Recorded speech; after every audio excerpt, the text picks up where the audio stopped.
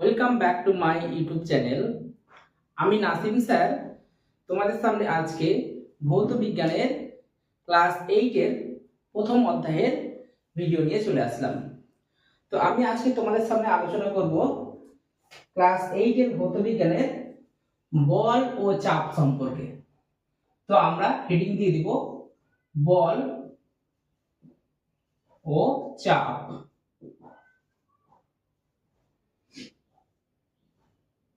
এইটা আমাদের ভৌত বিজ্ঞান অধ্যায়ের প্রথম অংশ আছে, ঠিক আছে। তো আমরা বল ও চাপ সম্পর্কে আলোচনা করব। তো দেখো, এইটা আলোচনা করার আগে আমাদেরকে পূর্ব শ্রেণীর অর্থাৎ সপ্তম শ্রেণীর যে আমাদের সময় ও গতি চ্যাপ্টারটি ছিল, সেখানে আমরা নিউটনের গতি সংক্রান্ত 3টে সূত্র পড়েছিলাম। সেই সূত্রগুলোকে আমরা আরেকবার এখানে ভালোভাবে ডিসকাশন করব, ঠিক আছে। এটা আমাদের প্রথমে রয়েছে। তো এই বল সংক্রান্ত বা নিউটনের গতি সংক্রান্ত যে সূত্র অর্থাৎ 3টে সূত্র, প্রথম গতিসূত্র, দ্বিতীয় গতিসূত্র এবং তৃতীয় গতিসূত্র আমরা যে পড়েছিলাম, সেটার আমরা বিস্তারিতভাবে এখানে আমরা আলোচনা করব। তাহলে এই বিজ্ঞানী স্যার আইজ্যাক নিউটন তার লেখা একটা বিখ্যাত গ্রন্থ প্রিন্সিপিয়া, সেই প্রিন্সিপিয়া গ্রন্থে তিনি তার গতি সংক্রান্ত 3টি সূত্র আবিষ্কার করেন, ঠিক আছে। একটা হলো কি প্রথম গতিসূত্র, প্রথম গতিসূত্র। তারপরে আছে দ্বিতীয় গতিসূত্র, দ্বিতীয় গতিসূত্র। 3 নম্বরে আছে তৃতীয় গতিসূত্র, তৃতীয় গতিসূত্র, ঠিক আছে। তো এই হলো নিউটনের গতি সংক্রান্ত 3টি সূত্র। তো আমরা এবার কি করব, এই নিউটনের যে প্রথম গতিসূত্রের যে বিবৃতিটি রয়েছে, সেই বিবৃতিটি নিয়ে আমরা আলোচনা করব। তো নিউটনের প্রথম গতিসূত্রের বিবৃতিতে কি বলছে যে ধরো কোন একটা বস্তু, সেই বস্তুকে যদি বাইরে থেকে কোনো প্রকার বল প্রয়োগ করা না হয়, তাহলে এই স্থির বস্তুটা চিরকাল স্থির থাকবে, এবং কোনো একটা গতিশীল বস্তুকেও যদি বাইরে থেকে কোনো বল প্রয়োগ করা না হয়, তাহলে সেই গতিশীল বস্তুটা কি হবে, চিরকাল সে সমবেগে সরলরেখায় চলতে থাকবে। এটা হলো নিউটনের প্রথম গতিসূত্রের বিবৃতি। কি বলছে, মনে করো একটা বস্তু, ধরো এটা একটা বস্তু, এবার এই বস্তুটাকে তুমি কোন এক জায়গায় রেখেছো, ঠিক আছে। তাহলে এই বস্তুটাকে যদি আমরা কোনো প্রকার বল প্রয়োগ করে না সরাই, তাহলে সেই বস্তুটা কি কোনো জায়গায় সরবে? একটা কথা মাথায় রাখবে, এই বল কিন্তু দুই ধরনের হয়। এই যে আমরা এখানে বল, আমরা বল কাকে বলে সেটা পরে জানবো, কিন্তু এই বল মনে রাখবে দুই ধরনের। একটা হলো বাহ্যিক বল, যে আমরা বাইরে থেকে কোনো একটা বস্তুর উপর যখন কোনো বল প্রয়োগ করি, that is called external force. আর এই পার্টিকেলটা অর্থাৎ এই বস্তুটার ভিতরে কিন্তু অনেকগুলো ক্ষুদ্র ক্ষুদ্র অণু নিয়ে গঠিত। তো তাদের মধ্যে যে ফোর্স কাজ করে সেটাকে বলা হয় কি, অভ্যন্তরীণ বল, ঠিক আছে। তো এই অভ্যন্তরীণ বল সম্পর্কে আমরা এখানে জানবো না, শুধুমাত্র আমরা বাহ্যিক বল বা এক্সটার্নাল ফোর্স সম্পর্কে আমাদের এখানে ক্লিয়ার ধারণা রাখতে হবে। তো আমি কি বললাম, যে ধরো এই একটা বস্তু, এই বস্তুটা ধরো আমি কোনো এক জায়গায় রেখেছি, ঠিক আছে। মনে করো এই একটা টেবিলের উপর একটা বস্তুকে আমি রেখেছি, তাহলে এই বস্তুটাকে যদি আমি কি কোনো প্রকার বল প্রয়োগ না করি, তাহলে এই বস্তুটা চিরকাল এখানেই থাকবে। আবার যদি কি করি, এই বস্তুটা ধরো গতিশীল আছে, এই বস্তুটা তুমি অন্য একটা বস্তু ভাবতে পারো, যে মনে করো একটা গতিশীল কোনো একটা সাইকেল বা কোনো একটা গাড়ি বা গতিশীল যে কোনো বস্তু, সেই বস্তুটা ধরো তোমার দিকে আসছে, তাহলে তুমি যদি ওই বস্তুটার উপর কি করো, একটা বল প্রয়োগ করো, তাহলে বস্তুটা কি হবে, থেমে যাবে। এটাই নিউটনের প্রথম গতিসূত্রের সাহায্যে বলছে, ঠিক আছে। তো এবার আমাদেরকে জানতে হবে যে এই নিউটনের প্রথম গতিসূত্র থেকে আমরা কোন গুরুত্বপূর্ণ বিষয়গুলো আমরা জানতে পারি, এইটা হচ্ছে আমাদের আসল বিষয়, ঠিক আছে। আমাদের নিউটনের প্রথম গতিসূত্র কাকে বলে বা বিবৃতি কি, এগুলো আমাদের কিন্তু না আসার খুব চান্স, ঠিক আছে। তো আমরা এই নিউটনের প্রথম গতিসূত্র থেকে আমরা কি জানতে পারি, ঠিক আছে। তো নিউটনের প্রথম গতিসূত্র থেকে যেটা আমরা জানতে পারি, সেটা 1 নম্বর হলো বলের সংজ্ঞা। কি, একটা হলো বলের সংজ্ঞা, এবং দ্বিতীয় হলো কি জাড্ডের ধারণা, জাড্ডের ধারণা। এই গুরুত্বপূর্ণ দুটো বিষয় কিন্তু আমরা নিউটনের প্রথম গতিসূত্র থেকে জানতে পারি। ঠিক আছে, তো বলের সংজ্ঞা, এই বলের সংজ্ঞাটা কি সেটা আমরা কিন্তু নিউটনের প্রথম গতিসূত্র থেকে জানতে পারি। ঠিক আছে, তো বল কাকে বলে, ঠিক আছে, এই বল সংক্রান্ত আমরা প্রথমে আগে জেনে নিই যে বল কাকে বলে। What is force? বল হলো যে বাহ্যিক যা প্রয়োগের ফলে, কি বললাম, বাহ্যিক যা প্রয়োগের ফলে কোন একটা বস্তুর গতিশীল অবস্থার পরিবর্তন করা হয় অথবা কি পরিবর্তন করার চেষ্টা করা হয়, তাকে আমরা কি বলি, বল বলি। ঠিক আছে, কি বললাম, যে বাহ্যিক যা প্রয়োগের ফলে, মনে করো এই বস্তুটা এখানে রয়েছে, তো এই বস্তুটাকে কি করলাম আমরা, বাইরে থেকে একটা কি করলাম, একটা বল দিলাম। ঠিক আছে, বাইরে থেকে বল দিলাম, তাহলে বস্তুটা কি হবে, বস্তুটা সামনের দিকে এগিয়ে যাবে। তাহলে বাহ্যিক যা প্রয়োগের ফলে কোন বস্তুর গতিশীল অবস্থার পরিবর্তন করা হয়, এই কথাটা আমি কেন বলছি, কারণ ধরো বস্তুটা মনে করো আস্তে আস্তে সামনের দিকে চলছে, মনে করো এরকম একটা বস্তু, বা বস্তুটা স্থির আছে, সেটাও তো একটা স্থির বেগ, তাই না? যে বস্তুটা স্থির আছে তার মানে তার বেগটা শূন্য, তারপরে শূন্য থেকে আমরা তাকে বেগটাকে বাড়ালাম। তো এই যে বেগের পরিবর্তন করা, অর্থাৎ গতিশীল অবস্থার পরিবর্তন করা হচ্ছে বা পরিবর্তন করার চেষ্টা করা হয়। এই চেষ্টা করা হয় কেন বলছি, যে ধরো এই বস্তুটা এমন একটা ভারী বস্তু, ঠিক আছে, এই বস্তুটার ওজন মনে করো 200 কেজি, ঠিক আছে, মনে করো 200 কেজি, তাহলে আমার কিন্তু সামর্থ্য নেই যে এই বস্তুটাকে আমি বল প্রয়োগ করে সামনের দিকে এগিয়ে নিয়ে যাব।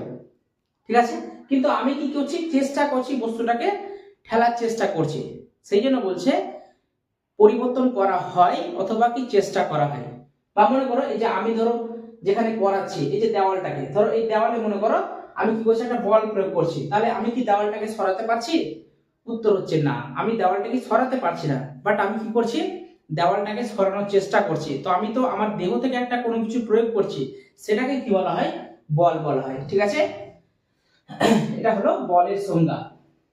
তো এই বলের, যেহেতু এই বলকে আমরা পরিমাপ করব, যে একটা বস্তুর উপর কি বল, যেহেতু কি একটা ভৌত রাশি, সেই জন্য বলকে কি করা হয়, পরিমাপ করা হয়।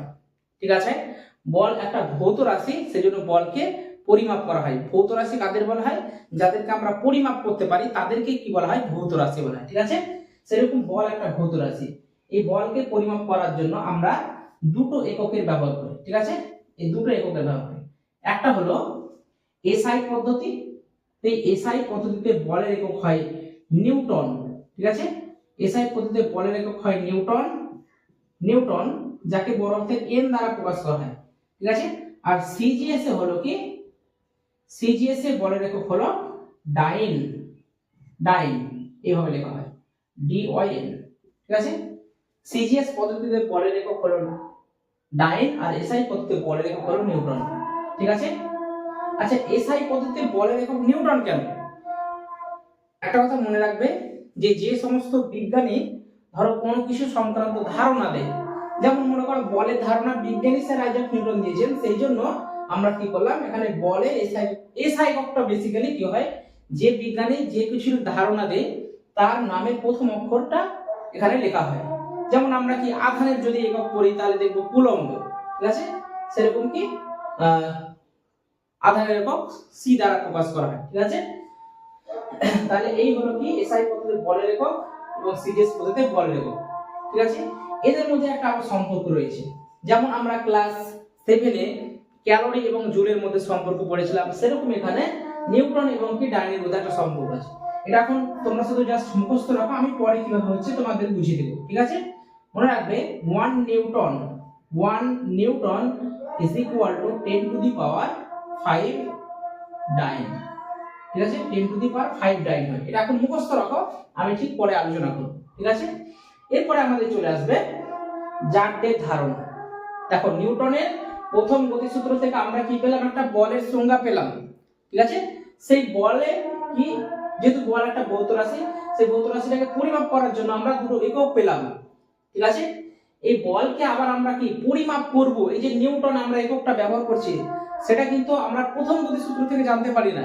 এই নিউটন আমরা এই বলকে পরিমাপ করার জন্য কিন্তু আমরা নিউটনের দ্বিতীয় গতিসূত্রের কি ব্যাখ্যা করা হয়, ঠিক আছে।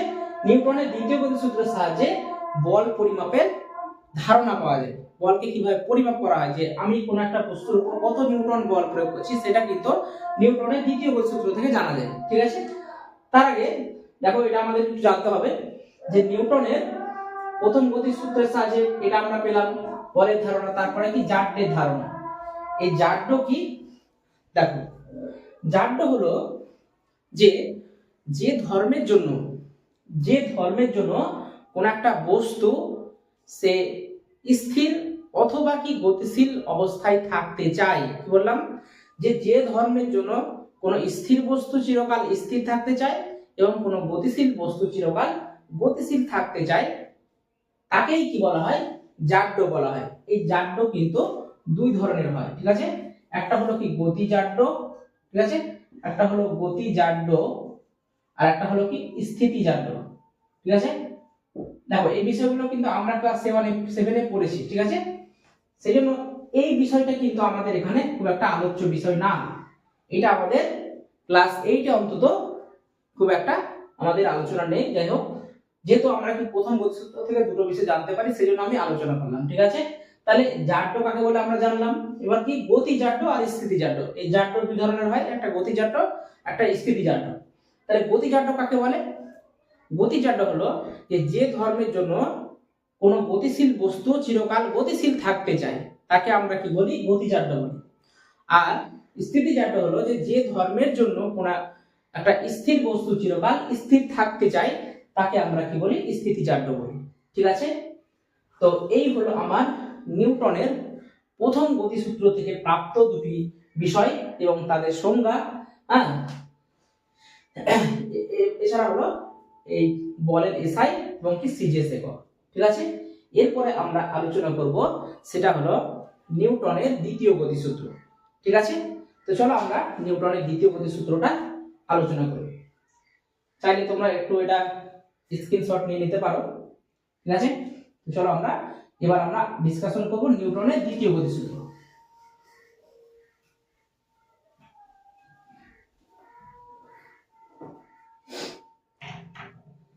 দেখো নিউটনের দ্বিতীয় গতিসূত্রে কি বলছে, নিউটনের দ্বিতীয় গতিসূত্রে দেখো দ্বিতীয় গতিসূত্রের গাণিতিক রূপটা আমরা সবাই কিন্তু জানি যে কি হয়, F সমান m ইনটু a হয়, ঠিক আছে। এটা কিন্তু প্রমাণ করা যায়, ঠিক আছে। আমি পরবর্তী ভিডিওতে তোমাদেরকে প্রমাণ করে দেখাবো যেটা F সমান m ইনটু a কেন হয়, ঠিক আছে। তো তার আগে আমি নিউটনের দ্বিতীয় গতিসূত্রটা একটু বলে দিই। নিউটনের দ্বিতীয় গতিসূত্র বলছে যে কোন বস্তুর ভর বেগের পরিবর্তনের হার প্রযুক্ত বলের সমানুপাতিক। কি বললাম, কোন বস্তুর ভর বেগের পরিবর্তনের হার প্রযুক্ত বলের সমানুপাতিক। বল যেদিকে ক্রিয়া করে ভর বেগের পরিবর্তন সেই দিকে ঘটে, ঠিক আছে। দেখো আমি এখানে অনেকগুলো কথা বললাম, তার মধ্যে হচ্ছে ভর বেগ একটা ইম্পর্টেন্ট কথা বললাম, যে ভর বেগ, ঠিক আছে, ভর বেগ। এই ভর বেগকে ইংরেজিতে মোমেন্টাম বা পি দ্বারা প্রকাশ করা হয়। এই ভর বেগ হলো ভর ও বেগের গুণফলকে বলা হয় কি ভর বেগ। কি বললাম, এই m হলো বস্তুটার ভর। এই যে আমরা ধরো এখানে বস্তুটা কনসিডার করেছি, সেই বস্তুটার তো একটা ভর আছে, সেই বস্তুটার ভরকে আমরা m দ্বারা প্রকাশ করলাম। আর এখানে v কি, v হলো মনে করো বস্তুটা একটা বেগ নিয়ে চলছে, সেই বেগটাকে আমরা কি বললাম, v বললাম। তার আগে মাথায় রাখতে হবে আমাদের এই বেগ কিন্তু দুই ধরনের হয়। বেগকে আমরা একটা u এবং একটা কি v দ্বারা প্রকাশ করব। এই uটা হলো কি প্রাথমিক বেগ, ঠিক আছে, প্রাথমিক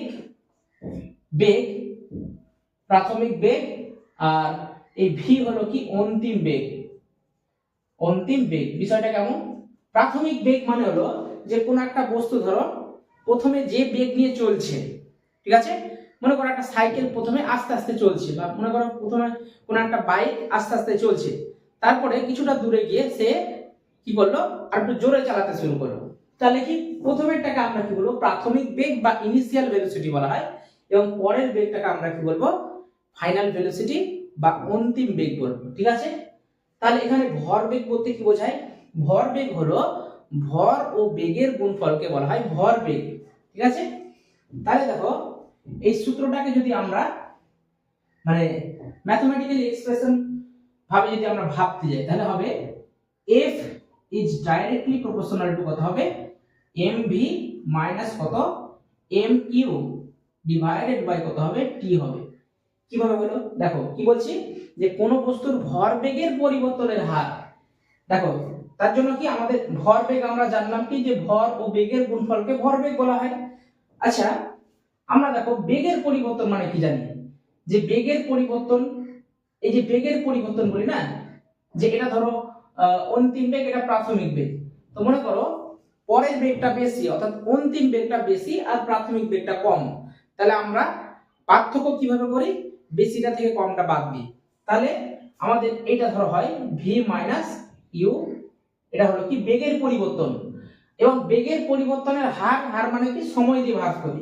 এই যে v থেকে ইউ পরিবর্তন হয়েছে, তো ইউ থেকে ভি পরিবর্তন হয়েছে, এটা থেকে এটা বিয়োগ করলাম, পরিবর্তনের হার অর্থাৎ সময় লেগেছে, সেই জন্য আমরা এটাকে কি বলছি বেগের পরিবর্তনের হার।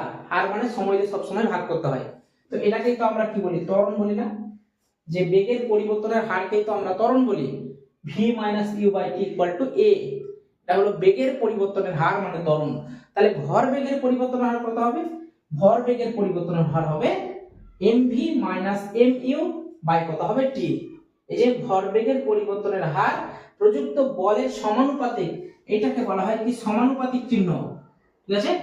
সমানুপাতিক, সমানুপাতিক চিহ্ন, ঠিক আছে? দেখো এটা যদি সমানুপাতিক চিহ্ন হয় তাহলে কি আছে, প্রযুক্ত বলটা কি আছে ভরবেগের পরিবর্তনের হারের সমানুপাতিক, আর বল যেদিকে ক্রিয়া করা হয় ভরবেগের পরিবর্তন সেদিকেই ঘটে। দেখো আমি এই বস্তুটাকে ধরো এইদিকে বল প্রয়োগ করি, তাহলে বস্তুটা কি সামনের দিকে এগিয়ে যাবে, নিশ্চয়ই বস্তুটা উপরের দিকে যাবে না বা নিচের দিকে আসবে না, বা তুমি যেদিকে বল প্রয়োগ করেছো সেই দিকে আসবে না। বস্তুটা কোন দিকে যাবে, নিশ্চয়ই বস্তুটা কি সামনের দিকে এগিয়ে যাবে। সেই জন্য বলছি কি যে প্রযুক্ত বলের সমানুপাতিক, অর্থাৎ বল যেদিকে ক্রিয়া করা হয় ভরবেগের পরিবর্তন সেই দিকেই ঘটে। এটা হলো আমার কি নিউটনের দ্বিতীয় গতিসূত্রের গাণিতিক রূপ। এখান থেকে আমরা কি এই যে দ্বিতীয় গতিসূত্রের গাণিতিক রূপের ফর্মুলা, এটা আমরা এখান থেকে পেয়ে থাকি। কিভাবে পেয়ে থাকি দেখো, এখানে আমরা f সমান, আমরা এই সমানুপাতিক চিহ্নটাকে তুলে দিয়ে কি করব, একটা সমান চিহ্ন ব্যবহার করব। এটা নিয়ম, ঠিক আছে? এটা ম্যাথমেটিক্যালি নিয়ম যে এই সমানুপাত চিহ্নটাকে তুলে দিলে একটা সমান চিহ্ন ব্যবহার করতে হয়। তারপরে যে কোনো একটা কনস্ট্যান্ট, ধরো কনস্ট্যান্ট আমরা k নাম দিলাম, সেই কনস্ট্যান্ট ব্যবহার করলাম। তারপর দেখো এখানে দুই জায়গাতে m আছে, তাহলে আমরা m টাকে কমন নিলাম। m টা কমন নিলে কত পড়ে থাকবে, v মাইনাস ইউ বাই কত পড়ে থাকবে, নিচে t পড়ে থাকবে। এবার দেখো v minus U by t মানে কত, মানে a না, তাহলে f সমান কত লিখবো আমরা, k ইনটু কত m ইনটু a। এখানে k যদি আমরা 1 বসিয়ে দিই তাহলে f সমান কত পাবো, f সমান m ইনটু a, ঠিক আছে? এটা প্রমাণ হয়ে গেল নিউটনের দ্বিতীয় সূত্রের গাণিতিক রূপ। প্রশ্ন হলো k ইকুয়াল টু আমরা 1 কেন বসালাম, তাই না? k যেহেতু একটা কি ধ্রুবক, তাহলে এর মান 1 2 3 4 5 যে কোনো হতে পারে, ঠিক আছে? তো আমরা 1 বসালাম, তাহলে দেখো 1 বসালে কত হচ্ছে, m ইনটু a হচ্ছে, ঠিক আছে? এই জন্য আমরা কি করলাম যে এই k জায়গাতে 1 বসিয়ে f সমান m এ এটা প্রমাণ করলাম, ঠিক আছে? এটা হলো কি নিউটনের দ্বিতীয় গতিসূত্রের গাণিতিক রূপ, এবং নিউটনের দ্বিতীয় গতিসূত্রটা আমি তোমাদের সামনে ব্যাখ্যা করলাম, ঠিক আছে?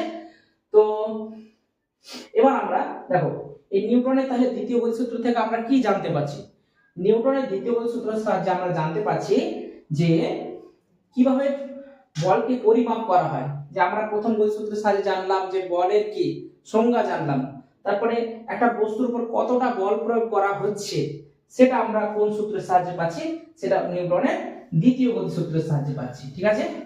তাহলে দেখো এবার আমরা এই নিউটনের দ্বিতীয় গতিসূত্রের যে গাণিতিক রূপ পেলাম, F সমান কত m ইনটু a। এখানে F মানে কি, F মানে হলো প্রযুক্ত বল, কি F মানে হলো প্রযুক্ত বল, মানে তুমি এই বস্তুটার উপর যে বল প্রয়োগ করেছো সেটা হলো F অ্যাপ্লাইড ফোর্স বা প্রযুক্ত বল, ঠিক আছে। আর তুমি যে বস্তুটা নিয়েছো সেই বস্তুটা ভর হলো m, তাহলে m হলো কত, m হলো বস্তুর ভর, বস্তুর ভর, ঠিক আছে, m হলো বস্তুর ভর। আর a কি, a হলো বস্তুতে উৎপন্ন ত্বরণ, বস্তুতে উৎপন্ন, ঠিক আছে, উৎপন্ন ত্বরণ।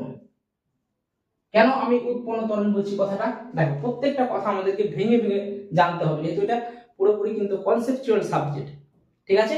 Physics it is totally conceptual subject, ঠিক আছে। প্রত্যেকটা কিভাবে হচ্ছে আমরা কিন্তু জানবো, বা আমি যদি কোনো জায়গায় স্কিপ করি তোমরা অবশ্যই কমেন্ট সেকশনে গিয়ে কমেন্ট করবে, ঠিক আছে, তাহলে আমারও কিছু জানা হবে, ঠিক আছে।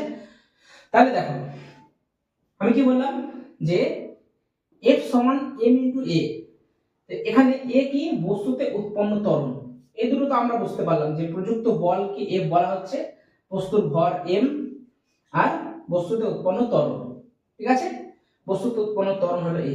কেন উৎপন্ন ত্বরণ কেন, দেখো যখন বস্তুটা, এই ধরো একটা বস্তু, মনে করো এই বস্তুটা ধরো এখন স্থির অবস্থায় আছে, এবার কি করলাম আমি বস্তুটা বল প্রয়োগ করলাম, তাহলে বস্তুটা কি হচ্ছে, দেখো সামনের দিকে এগিয়ে যাচ্ছে, বস্তুটা সামনের দিকে এগিয়ে যাচ্ছে, তার মানে প্রথমে বস্তুটার বেগ মনে করো 0 ছিল, তারপরে বল প্রয়োগ করার ফলে বস্তুর বেগটা পরিবর্তন হচ্ছে, তাই না, বস্তুর বেগটা পরিবর্তন হচ্ছে। তো এই যে বেগের পরিবর্তনের হারকে তো আমরা ত্বরণ বলি না, সেই জন্য কি বলছি যে বেগের পরিবর্তনের হারকে আমরা ত্বরণ বলছি। আর এটা কোথায় উৎপন্ন হচ্ছে, এই বস্তুটার মধ্যে উৎপন্ন হচ্ছে ত্বরণ, ঠিক আছে, ওই জন্য একে আমরা কি বলছি, বস্তুতে উৎপন্ন ত্বরণ, ঠিক আছে। দেখো এবার আমরা কোন একটা বস্তুর উপর কতটা বল প্রযুক্ত হলো সেটা কিভাবে বার করব, সেটা আমরা এই ইকুয়েশনের সাহায্যে অবশ্যই বের করব, কিন্তু তার আগে আমাকে একটা ম্যাথমেটিক্যাল একটা কোশ্চেনের সাহায্যে আমাকে জিনিসটা বুঝতে হবে। দেখো একটা কোশ্চেন মনে করো আমি ধরো বললাম যে একটা বস্তুর ভর, তাহলে এখানে আমি মানে জাস্ট শুধু m a এবং f এর এই ভ্যালুগুলো আমরা যে কোনো দুটো ভ্যালু বসিয়ে আমরা কি f এর m এবং কি এর ভ্যালু আমরা বসিয়ে f এর ভ্যালু ক্যালকুলেট করতে পারবো। তাহলে মনে করো যে আমরা বস্তুটা ধরেছি সেই বস্তুটার ভর সাপোজ ধরো আমি 2 কেজি বললাম, ঠিক আছে, 2 কেজি বললাম, আমি এখানে 200 লিখেছিলাম সেটা আলাদা বিষয়ের জন্য, ঠিক আছে। এখানে আমরা ধরলাম যে m সমান মনে করো বস্তুটার ভর কত 2 কেজি, ঠিক আছে, এবং বস্তুতে উৎপন্ন ত্বরণ মনে করো a সমান কত 5 মিটার পার সেকেন্ড স্কয়ার, যেহেতু ত্বরণের একক কি হয় মিটার পার সেকেন্ড স্কয়ার। এখানে দেখো দুটোই একক কিন্তু আমি কি SI তে দিয়েছি, ঠিক আছে, ত্বরণের SI একক হয় মিটার পার সেকেন্ড স্কয়ার আর ভরের SI একক হয় কেজি, তাহলে আমাকে একক কোনো পরিবর্তন করতে হবে না, ঠিক আছে। এখানে ভৌত বিজ্ঞানের অঙ্ক করার জন্য আমাদেরকে কিন্তু একক সম্পর্কে ধারণা রাখতে হবে, ঠিক আছে। যে অঙ্ক করার সময় আমাদের দেখতে হবে একটা যদি ধরো গ্রামে থাকতো আর একটা কি মিটার পার সেকেন্ড, তার মানে এটা যদি ধরো গ্রামে হতো তাহলে কি এটা সিজিএস এ আর এটা দেখো এসআই তে, তখন কি দুটোকে আমার কিসে করতে হতো, দুটোকেই এসআই তে অথবা কি দুটোকেই সিজিএস এ পরিণত করতে হবে, ঠিক আছে। তাহলে দেখো আমার যেহেতু কি এসআই তে আছে আমার পরিবর্তন করার কোনো দরকার নেই, তাহলে দেখো এখানে আমি বস্তুটার ভর ধরো 2 কেজি নিয়েছি আর বস্তুটাতে 5 মিটার পার সেকেন্ড স্কয়ার ত্বরণ সৃষ্টি হয়েছে, তাহলে বস্তুটাতে কতটা আমি বল প্রয়োগ করেছি তবে 5 মিটার পার সেকেন্ড স্কয়ার ত্বরণ হয়েছে। এই 2 কেজি ভরের বস্তুটাকে আমি কতটা বল প্রয়োগ করেছি তার ফলে বস্তুটা থেকে 2 metre per second 5 metre per second square ত্বরণ হয়েছে। তাহলে আমরা কিভাবে বার করব, F সমান কত m ইনটু a, তাহলে m কত, m হলো 2 কেজি, তাহলে 2 গুণিত a মানে কত 5, তাহলে 2 কে 5 দিয়ে গুণ করলে হয় 10 আর এসআই তে বলের কি হয় নিউটন হয়, তাহলে কত পেলাম আমরা 10 নিউটন পেলাম, ঠিক আছে। এইটা হলো কি আমার এই যে বস্তুটাতে আমি যতটা বল প্রয়োগ করলাম সেই বল প্রয়োগের মান হলো কত এত 10 নিউটন। দেখো আমরা কি পেলাম একটা মান পেলাম, ঠিক আছে, দেখো, ঠিক আছে। তো এই হলো আমার কি নিউটনের দ্বিতীয় গতিসূত্র, হ্যাঁ, দ্বিতীয় গতিসূত্রের আলোচ্য বিষয়, ঠিক আছে। আমি যেগুলো পড়ালাম এর মধ্যে যদি কোনো বুঝতে অসুবিধা হয় অবশ্যই তোমরা কমেন্ট সেকশনে গিয়ে কমেন্ট করবে, ঠিক আছে। এরপর আমাদের লাস্ট যেটা আছে সেটা হলো নিউটনের তৃতীয় গতিসূত্র, এটা খুবই সোজা, ঠিক আছে, এটা আমরা প্রায় সবাই পারি প্রথম গতিসূত্র এবং তৃতীয় গতিসূত্র। ঠিক আছে, তৃতীয় গতিসূত্র কি বলছে যে প্রত্যেক ক্রিয়ারই সমান এবং বিপরীতমুখী একটা প্রতিক্রিয়া থাকে। ঠিক আছে, তাহলে চলো আমরা তৃতীয় গতিসূত্র সম্পর্কে আলোচনা করি। ঠিক আছে,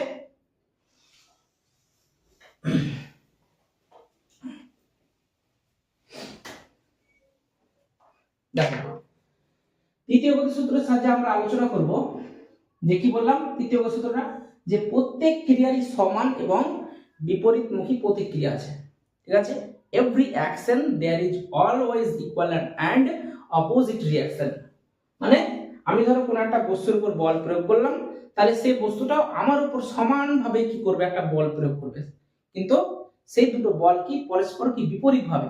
মানে আমি বস্তুটাকে সামনের দিকে বল প্রয়োগ করলাম, কিন্তু বস্তুটার ভিতর থেকে কি আমাকে একটা বল প্রয়োগ করছে, সেটা কিন্তু আমরা দেখতে পাচ্ছি না, কিন্তু কি বস্তুটা বল প্রয়োগ করে। এটাই হলো কি নিউটনের তৃতীয় গতিসূত্র।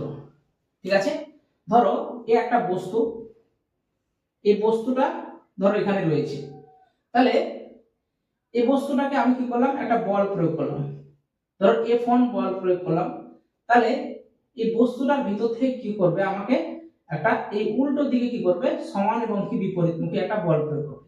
যদি এটা F1 হয় তাহলে এটা কি F2 বল প্রয়োগ হবে। সেই দুটো বল কি হয়, পরস্পর সমান, F1 ইকুয়ালস টু কত, F2। এই দুটো সমান কিন্তু কি বিপরীতমুখী। ঠিক আছে, বিপরীতমুখী, তার জন্য আমরা কি করলাম, একটা কি মাইনাস চিহ্ন দিলাম। ঠিক আছে, কেন, যেহেতু কি বল কি একটা ভেক্টর রাশি, বল কোন দিকে বল প্রয়োগ করছে, আমি দেখো বস্তুটাকে এই দিকে বল প্রয়োগ করছি, আর বস্তুটা আমাকে কিন্তু তার উল্টো দিকে বল প্রয়োগ করছে, সেই জন্য F সমান কত হবে, F2, কিন্তু F2 এর আগে একটা আমরা কি বসাবো, মাইনাস বসাবো। ঠিক আছে, এই হলো নিউটনের তৃতীয় গতিসূত্রের গাণিতিক রূপ। ঠিক আছে, এই নিউটনের তৃতীয় গতিসূত্রের সাহায্যে আমরা কি জানতে পারি, দেখো প্রথম গতিসূত্রের সাহায্যে আমরা দুটো বিষয় জানলাম, তারপরে দ্বিতীয় গতিসূত্রের সাহায্যে আমরা একটা বিষয় জানলাম যে কিভাবে বল পরিমাপ করা হয় কিভাবে। হ্যাঁ, তৃতীয় গতিসূত্রের সাহায্যে আমরা জানবো ক্রিয়া এবং প্রতিক্রিয়া। ঠিক আছে, অ্যাকশন এবং কি রিঅ্যাকশন, একটা হলো কি ক্রিয়া, একটা হলো ক্রিয়া, আর একটা হলো কি প্রতিক্রিয়া, দুই নম্বর হলো প্রতিক্রিয়া। ক্রিয়া প্রতিক্রিয়া কি, ক্রিয়া এবং প্রতিক্রিয়া হলো যে তুমি এই বস্তুটার উপর যখন বল প্রয়োগ করেছো, অর্থাৎ তুমি বস্তুটার উপর যে বলটা প্রয়োগ করছো সেটা হলো কি ক্রিয়া, মানে আমি ক্রিয়া করছি কার উপর, ওই বস্তুটার উপর, এবং কি করছে বস্তুটা আমার দিকে কি করছে, সমান এবং বিপরীতমুখী একটা কি বল প্রয়োগ করছে, সেটাকে আমরা কি বলবো, প্রতিক্রিয়া। এই ধরনের ঘটনাগুলো কোথায় দেখা যায়, দেখবে আকাশে যখন পাখি উড়ে, তখন দেখবে যে আকাশে অর্থাৎ বায়ুপূর্ণ আকাশে যখন পাখি উড়ে, তখন পাখি তার ডানা দিয়ে কি করে, বায়ুর উপর একটা বল প্রয়োগ করে, বায়ু কি করে সমানভাবে, সমান এবং ঊর্ধ্বমুখী একটা বল প্রয়োগ করে, তার জন্য কি হয়, বায়ুপূর্ণ স্থানে পাখি কিন্তু উড়তে পারে। সেখানে যদি বায়ু শূন্য হয় তাহলে কিন্তু পাখি উড়তে পারবে না। ঠিক আছে, যেমন ধরো বায়ু শূন্য স্থানে পাখি বল প্রয়োগ করছে বায়ুর উপর, কিন্তু বায়ু না থাকায় বায়ু কিন্তু সমান এবং ঊর্ধ্বমুখী একটা বল প্রয়োগ করতে পারছে না, সেই জন্য পাখি আকাশে উঠতে পারে না। ঠিক আছে, এরকম কিন্তু এরকম অনেক ধরনের প্রশ্ন হয় এই ক্রিয়া প্রতিক্রিয়া। তাছাড়া দেখবে যখন আমরা নৌকা থেকে যখন তীরে লাফ দিই, তখন কি হয়, আমরা সামনের পাটা এগিয়ে যায় এবং পিছনের পা দিয়ে নৌকাটা আমরা কিছুটা দেখবে ঠেলে দিই, অর্থাৎ পিছনের দিকে কিছুটা নৌকাটা সরে যায়। এই ধরনের দৃষ্টান্ত বা উদাহরণগুলো তোমরা নিউটনের তৃতীয় গতিসূত্রের সাহায্যে আরো পাবে। ঠিক আছে, এরকম অনেক উদাহরণ আছে। তো ঠিক আছে, এই হলো আজকে আমাদের প্রথম আলোচ্য বিষয়, যে নিউটনের প্রথম, দ্বিতীয় এবং তৃতীয় গতিসূত্রের সাহায্যে কি কি বলা হয়েছে, এবং নিউটনের এই যে তিনটে সূত্র থেকে আমরা কোন গুরুত্বপূর্ণ বিষয়গুলো সম্পর্কে জানলাম। ঠিক আছে, সেটা আজকে আমরা তোমাদের সামনে উপস্থাপন করলাম। পরবর্তী ভিডিওতে আমরা পরের যে অংশগুলো আছে সেগুলো নিয়ে আমরা আলোচনা করব। তো ঠিক আছে, আজকে এই পর্যন্ত। ভিডিওটি যদি ভালো লেগে থাকে তো অবশ্যই একটি লাইক দিবে এবং আমার চ্যানেলটিকে সাবস্ক্রাইব করবে। ঠিক আছে, থ্যাংক ইউ।